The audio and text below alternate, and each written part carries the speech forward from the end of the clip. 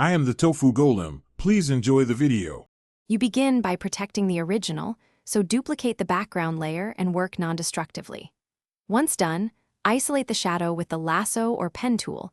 Refine the edge with a small feather to avoid hard transitions. Now add a curves adjustment layer clipped to that duplicate so your tonal edits only affect the shadow region. This lets you pull midtones and highlights without altering the rest. Make sure to toggle visibility to compare. You'll adjust values in the next step. Next, you correct tone and preserve texture. Use curves to lift the shadow midtones towards sample points taken from adjacent lit areas. This balances brightness and color. Then, switch to clone stamp or healing brush on a stamped layer to fix texture mismatches. Sample from close, consistent areas and use a soft brush at low opacity.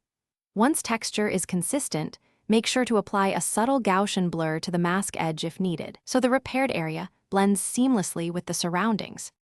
To finish, refine color and transitional edges.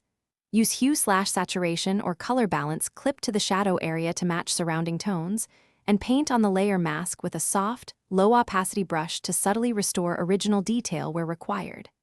Check at 100%. If you see banding or texture artifacts, employ frequency separation to independently fix color and fine detail. Finally, compare with the original layer, toggle before and after, and flatten only when you are satisfied with the. Thanks for watching. Consider subscribing if we helped you today.